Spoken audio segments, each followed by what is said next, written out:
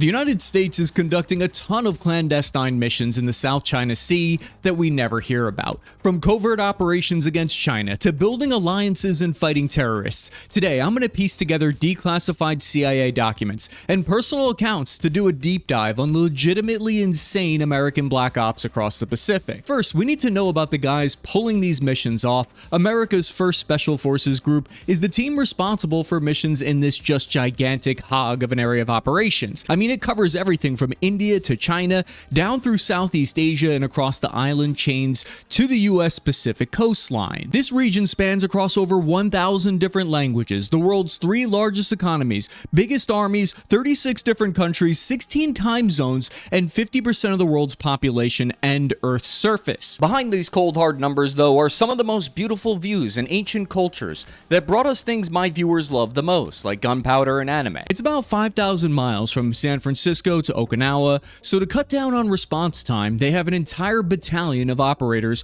already forward deployed year-round here at Torii Station. In addition to that, SF Detachment 39 is forward deployed here in Songam, Korea. What's on First Group's to-do list? 5 out of their 7 mutual defense treaty allies are located here in the Pacific, which means if one of these nations are attacked, the United States is required to respond with just an offensive amount of ordnance. America and China have long been suspicious of one another's intentions and have tried some creative ways of determining what they're really up to. In September 2008, 4 men were hired as crew transporting a 40-foot yacht to a businessman in Japan who had bought the vessel. Sounds routine, right? But of course, none of that was true. Despite all the receipts and bills of sale on board as proof of their cover story, the vessel was actually owned and operated by a CIA shell company, and the 4 crew members were actually from the CIA's Special Activities Center Maritime Branch. They were sent out from their safe house in Malaysia. Their target for the mission was a small island off the coast of Luzon in the northern Philippines. This was close to a ring of artificial islands that the Chinese military had been constructing in this contested territory that the United States and its allies wanted to keep an eye on. But things got complicated very quickly. But before we get into that, gentlemen, new wallet sponsor, what do you think? Whoa, very nice. Look at that. Picked it up from Extra yesterday. Smooth, sleek design, expandable backplate for extra cards, and with one push of the button, my God, Cappy, a quick access card ejector mechanism? Nice coloring. Yeah, that's green ore. And the material is something called 6061 T6 space grade aluminum. But what happens if you lose it? There's a finder card in here. Slips right in, syncs with my phone, and I can track it anywhere. Yeah, but does it have a ton of gas station receipts in it like my wallet? Let's see Paul Allen's wallet. Look at that subtle leather workmanship, handcrafted Italian vachetta. Notice the smooth glide of the metal trigger, 14 cards rising up beneath it all, an RFID layer protecting against thieves' cyber intrusions. My God, it even has a lifetime warranty. The extra travel vacuum kit is perfect for me. This saves me 60% space in any bag. Right now, Extra's offering up to 48% off, and if you use my code CAPPY, you get an extra 10% off. Just click the link in the description or the pinned comment below. Using commercial scuba gear, 2 of the crew would dive off the boat, swim unseen to the island, and plant a pod full of advanced, highly classified surveillance devices along the shoreline. The expertise of the 4 CIA operatives reveal a lot. Stephen Sinek was a former Navy explosives expert, Michael Perch was an expert diver, James McCormick was a marine engineer, and Daniel Meeks would provide operational support for the whole mission. To avoid drawing attention from the Chinese military, the pod was disguised to look like a rock and used only passive electronic listening devices that would not emit any kind of traceable signal. Even if the yacht was stopped and searched by the Chinese Navy, no one would think to question some innocent old scuba divers trying to enjoy the tropic scenery. The plan was to let the pod snoop around for a week or 2, then the CIA crew would return from Japan to pick it back up and send the data back to headquarters. On the surface, a very simple drop-off and pick-up mission.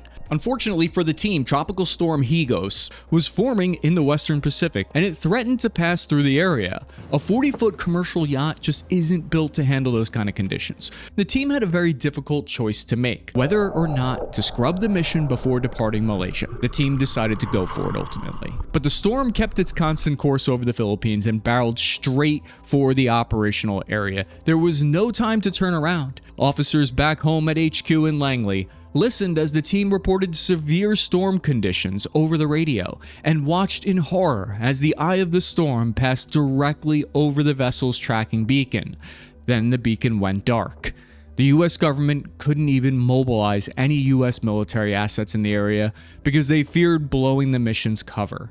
Japanese defense forces did search for them, but they never found anything. The team was officially declared lost at sea a few months later. One of the officers, Stanek's dive buddies, said, quote, "We knew better than to ask questions." Another officer pinned the blame for the fatalities on then Special Activities Center Chief. "There were a lot of pressures to do ops. They just didn't have to die. They did a mission that you didn't have to do." The 4 officers' stars were later added to the memorial wall at the CIA headquarters. This mission was barely talked about in the media. US Special Forces preparations against China have also gone largely unnoticed. First Group has had to evolve from a counter-terror organization to developing a plan to counter a Chinese invasion in Taiwan. And here's one new declassified way they plan to do it. It's 1800 hours at Kadena Air Base in Okinawa, Japan. A US Army Special Forces ODA is kitted up standing in the belly of a C-130. Their mission? Get on to T2 Island. It's a speck of land in the South China Sea,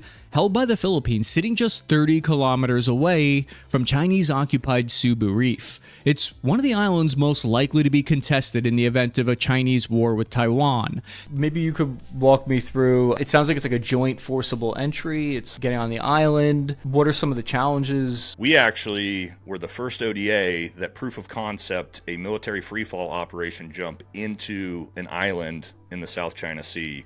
The idea behind this was that you could have operators essentially hey-ho in from 20, 30, 40 miles outside of these islands, hit the islands, and then that way be able to guide in Marine HIMARs units. The C-130 takes off under radio silence, hugs the sea at low altitude for the first leg of the flight to stay under radar coverage. Total flight time, just under 4 hours. The aircraft stays offshore, avoiding the island's known air defense threat rings. The team exits over the ocean, free-falling silently through the night sky. At 4,000 feet, they pull their chutes. It's a wet drop 5 kilometers off the shore, if you know what I mean. The operators have to swim toward a designated small combat boat that was already pre-positioned by Allied Filipino forces just 2 hours earlier. Everything timed down to the minute, with OCD levels of accuracy for the ODA team. Within 2 hours, the Green Berets have set up a secure perimeter and cleared a sexy landing strip. A HIMARS battery is then flown onto the island. The Green Berets start running ISR with drones, sending target information to the HIMARS launchers. They're painting targets like the Chinese radar arrays on Subi Reef.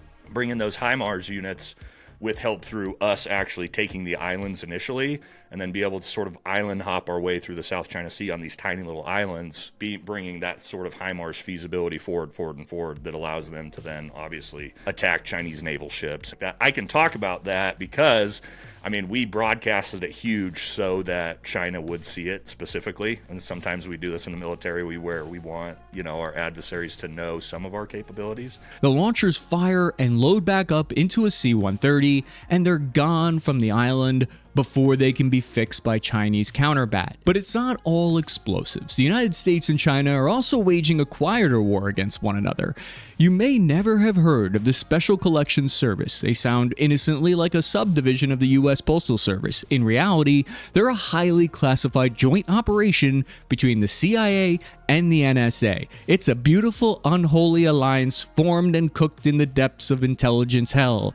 This isn't even acknowledged officially. It's codenamed F6, and it wasn't really fully confirmed until Edward Snowden leaked its existence. Their whole job is to get eavesdropping equipment into impossible places like embassies, foreign governments, and offices.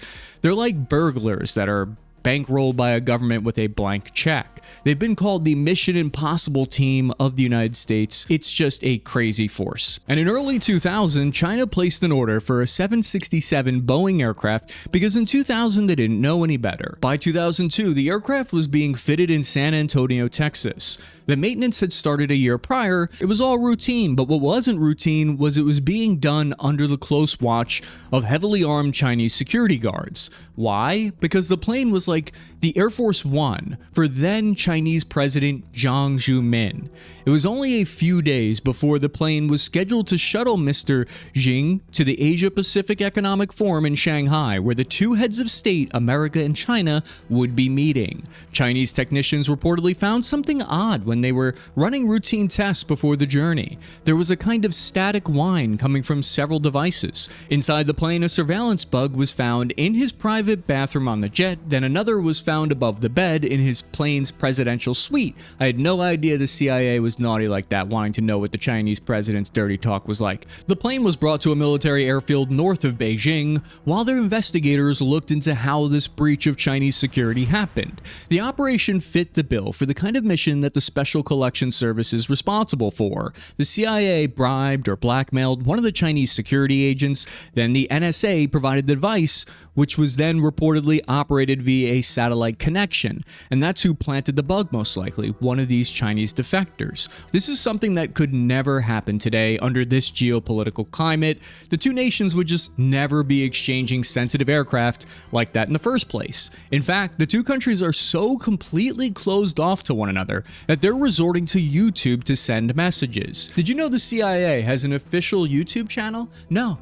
I already asked, they denied my request to become their influencer. Starting in 2024, in a bold and really shocking move, they started releasing a series of Chinese language videos onto their YouTube channel. Look at how sleek and high production value they are. A whole crew put millions of dollars into producing this CIA video. They hired entire crews and lighting teams and everything from Hollywood. They're clearly designed to appeal to high-profile Chinese business owners, government officials, or military generals who have got a bone to pick with their government. Someone who's disillusioned by the CCP. Maybe someone who one of their buddies was black-bagged and put into prison in Xi for political crimes or something like that. These videos are fully narrated in Mandarin to appeal to that audience. 迟早周遭的窃窃私语 It gets weirder. The CIA even gives you instructions in the video on how to access this secure site on the dark web where you can reveal information about China to them. This way you won't have to worry about big Chinese brother finding out that you're whispering sweet nothings into the CIA's ear. The campaign reportedly generated tens of thousands of hits within just weeks. So apparently if you want someone at the agency to read your message, you can send it there and all of the CIA interns will dig through it. There's another part of the way the CIA organization is laid out where there's the political action. When it comes to psyops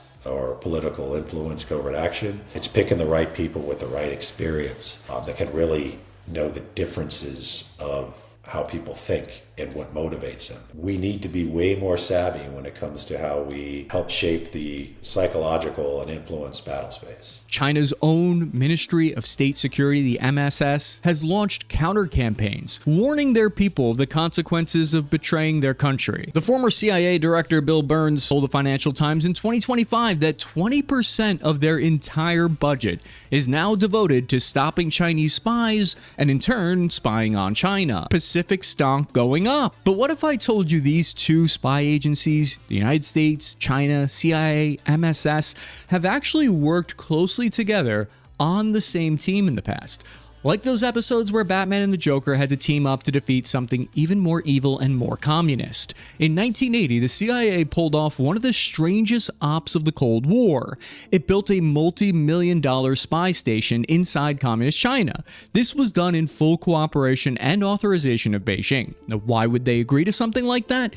Because back then, China hated Moscow almost as much as Washington did. After 1969 border clashes where hundreds of Chinese and Soviet troops were killed, Chinese president at the time, Xiaoping, was happy to take American tech if it meant keeping an eye on his old frenemy. The goal was high priority, to eavesdrop on the Soviet Union's most sensitive missile tests, ICBM tests, and troop movements from right across their border. They picked the western region of Xinjiang. It was perfectly line of sight to Soviet launch ranges in Kazakhstan. The project is codenamed Chestnut, costing the United States an estimated $90 million over its life, pulled from the black budget, of course. and that covered the C-141 flights hauling in 50 tons of NSA intercept equipment, 2 massive parabolic dish arrays, and a secure fiber link back to US analysts. Inside, about 20 American specialists rotated with 40 PLA signals officers. Together, they vacuumed up tons of raw data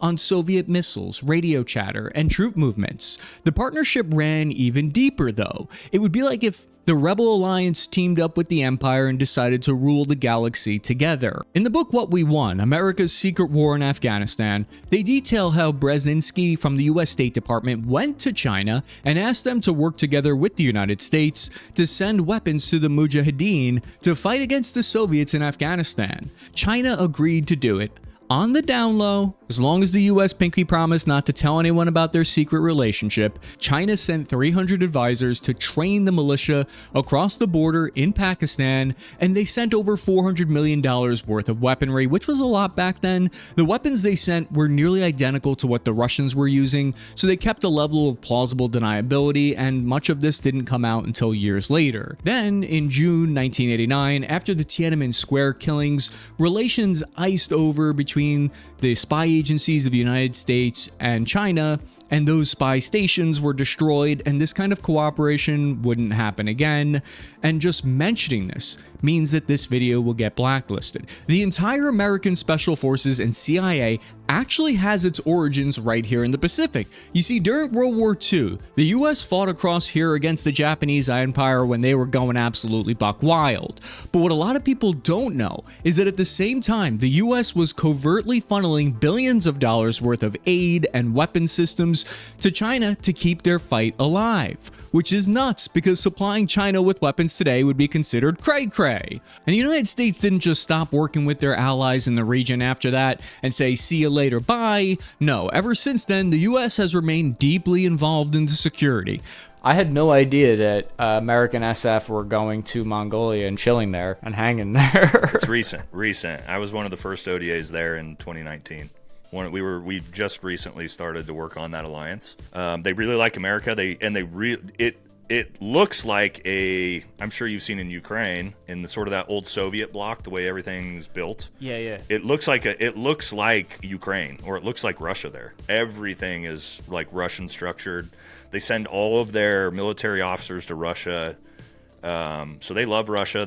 Which is so weird. They love Russia. They love the United States. They're cordial with North Korea.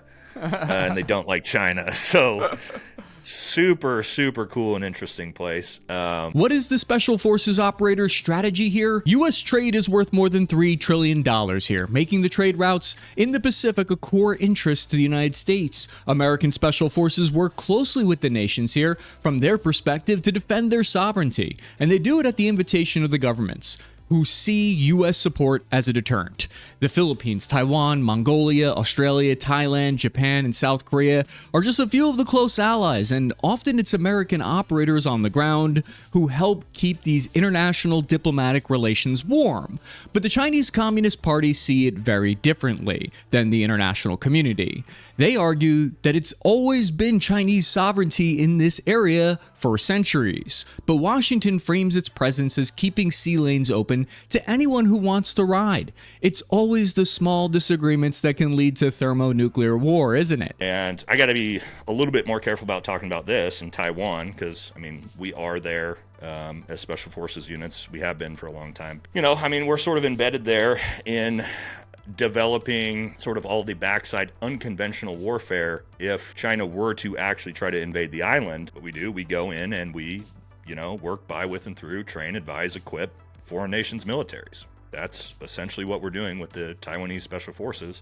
It's not all the US versus China, though. Some of these black ops happened over 500 miles south of mainland China. The details of how First Group got caught up in multiple firefights in Asia are now only just coming to light many years later. Starting in 2001, US Special Forces were deployed to the Philippines to help against Islamic terrorists. The Filipino government had a massive terror problem on their hands, trying to overthrow their government in the south. By 2009, there were 600 US military personnel advising and assisting the armed forces of the Philippines against terrorists. We now know there were a bunch of incidents of firefights of US advisors getting caught in ambushes and engaging enemy here. In fact, by 2014, the CIA was sending in its paramilitary officers to straight up murk terrorist leaders willy-nilly. You want to talk about the Philippines? I mean, the Philippines, like, first group was actively in combat in southern Philippines in places like Mindanao for like 20 years during the global war on terror that nobody knew, because in no awards you couldn't get a CIB, but like first group dudes were down there fighting all the time because there's a huge terrorism problem from the southern Philippines down through Malaysia. And most of it comes up through Malaysia. So a lot of people don't understand Malaysia is 95% Islamic.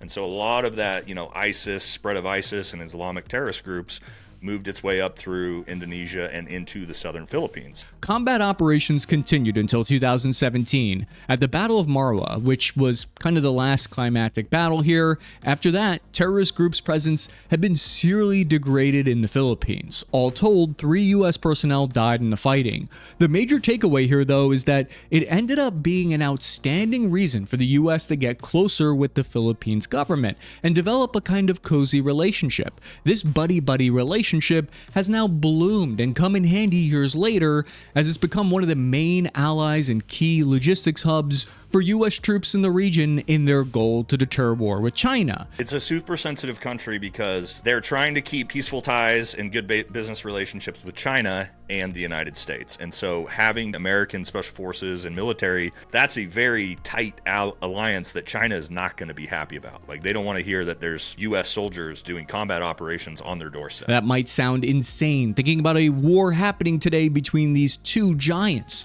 But a lot of people forget that the US already fought a war with China in Korea. At the time, the CIA cooked up a wild attempt to take the pressure off American forces who were fighting against the Chinese in Korea. America had worked alongside the Kuomintang inside China since all the way back in World War II. It was a large Chinese civil war that was happening between these factions. So they sent billions of dollars of weapons and aid to the Kuomintang to fight the Japanese. During World War II, the precursor of the CIA was responsible for setting up what was called the Burma Section, or Detachment 101 of the OSS. Detachment 101 was the first American unit ever assembled to conduct guerrilla warfare, espionage, and sabotage behind enemy lines. Their mission was to reopen the Burma Road and send billions of dollars in weapons and supplies to China. Ever since the Kuomintang lost control of China and had to fall back to Taiwan after the war, they've been searching for ways to retake mainland China from the communist government. The tables were turned back then. They suggested to the US government that they had a loyal following of 1 million fighters in the mainland, just waiting for them to rise up if they had United States backing. The source of their intelligence was hard to argue with. They got it straight from Trust Me, Bro. The Pentagon was skeptical, but they put together ammo to arm 200K fighters anyways. The plan was to train, arm, and coordinate anti-communists within China. It was called the Third Force. By 1952, CIA planes from their civil air transport were dropping thousands of Kuomintang fighters that were personally trained by them across the mainland. But the initial drops failed, and they were all killed or captured. That's when 2 young CIA paramilitary officers joined the Third Force program, John Downey and Richard Fecteau. This second team of indigenous forces airdropped into northern China sometime in mid-July of 1952. This time it went swimmingly. In November, that team radioed back to base to CIA. They made a big break. They'd made contact with a local guerrilla leader who had captured documents with valuable intelligence. Sounds dope. Things were looking up for a change. The CIA field office arranged an immediate airdrop of the material. The way the CIA exfiltrated personnel was actually kind of crazy. It was called a snatch pickup, which was kind of similar to the Fulton Skyhook method that you've probably seen in the Metal Gear games. Now, Downey and Fecteau boarded a C-47 cargo plane and took off on a secret mission into hostile airspace. As the C-47 dropped low and lined up for the snatch, then the trap was sprung. Unknown to them, Their team on the ground that they'd been communicating with had been compromised. At some point in their mission, communist security forces had captured their team and turned them into double agents working for the communists. The whole thing was a lie, just to bait and lure the CIA in for the kill. Communist forces threw the tarps off their 2 hidden anti-aircraft guns and opened fire. The guns tore into the plane from both sides, igniting the fuel tanks. The shot-up C-47 broke into 2 on impact, throwing Downey and Facto against the forward bulkhead. The 2 pilots were killed instantly. Chinese forces were on the downed aircraft within minutes, capturing the surviving American intelligence officers. They were subjugated to endless interrogations, complete with physical and mental abuse. They were held captive for decades, before being released in the 1970s when relations between the 2 nations finally warmed. This wasn't the only time the CIA attempted to extract a valuable person from Chinese-occupied territory. The Himalayan country of Tibet had a long and conflicted history as both an independent nation and as part of China. Tibet attempted to assert its independence from China in the 1950s. They were a deeply religious nation. The Dalai Lama served as both a political and spiritual leader for Tibet. The 14th Dalai Lama had just turned 15 years old and attempted to negotiate with China for their independence. It was going to be peacefully with the People's Republic of China, but Chinese forces weren't having it. They crossed into Tibet in early October 1950, and Tibetan forces in the border region of Chambo were swept aside. The Tibetan government had no choice but to sign China's pre-drafted peace terms. The Dalai Lama chose not to flee the country. As PLA forces marched into the Tibetan capital, the communist government cracked down on religious expression, destroying Buddhist monasteries in eastern Tibet, and a resistance formed against them. The Dalai Lama's brother, who had fled to India, reached out to the US government for support. The US agreed to support the Tibetan rebels through a new CIA program, training and arming Tibetan volunteers outside the country before inserting them back into Tibet. It was called Street Circus, and the CIA program brought over 200 Tibetan resistance fighters to Camp Hale in Colorado for training in advanced operation and intelligence gathering techniques. Once they parachuted back in country, the teams raided PLA positions and kept in constant contact with their CIA handlers through covert radio transceivers. American cargo planes that had cover stories that they were just civilian cargo planes dropped arms and supplies to the resistance, supporting the covert agents through much of the South. CIA Director of Operations for Tibet, John Kennedy Knaus, ran these missions. The CIA officers came up with a way to sneak the Dalai Lama through the Chinese military lines. The officers disguised the Dalai Lama as a Chinese soldier and snuck him out of a side exit from the palace. Once out of the city, the group linked up with the American radio team and headed south together towards resistance-held territory. Dodging military patrols and making their way through the rough terrain, the radio team updated Langley with their location every 24 hours, helping U.S. headquarters track their progress. After a tense 19 days, the Dalai Lama and his CIA escorts reached friendly territory and crossed over into neighboring India.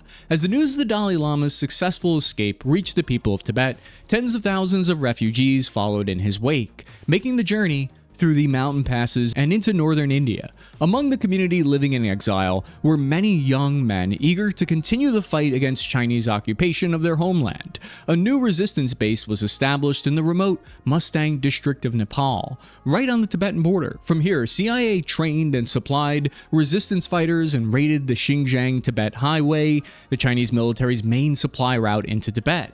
During one of these raids, Tibetan fighters recovered a messenger bag full of official documents describing the hardship, famine, and unrest within the Chinese homeland as a result of the communist government's ill-fated Great Leap Forward project. The fighters immediately turned the documents over to their CIA handlers, which turned out to be one of the most important pieces of intelligence of the 1960s. Until then, the CIA had failed to penetrate the Chinese government or gain much meaningful intelligence of the Chinese domestic situation.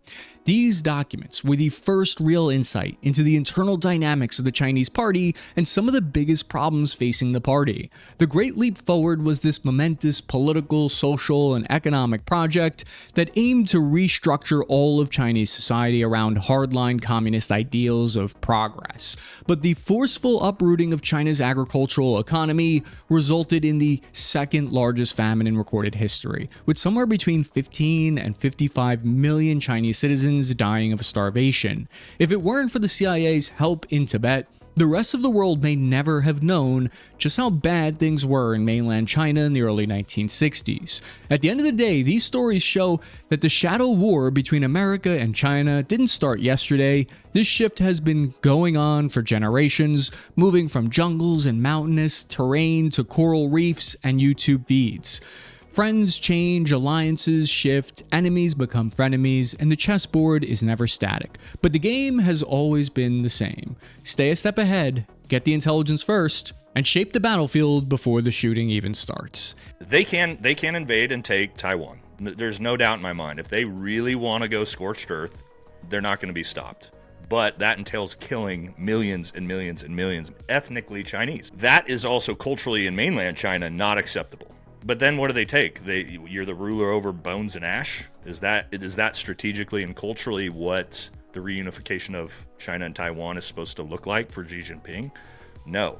And listening to the full hour-long interviews that I did, those are on the YouTube members only section. There's exclusive content if you want. You can go to cappyarmy.com for merch and show notes and sources for this episode. Also, be sure to show some love to our head creative producer and editor, Mike Michaelides, for his outstanding work on this video. Ending transmission now.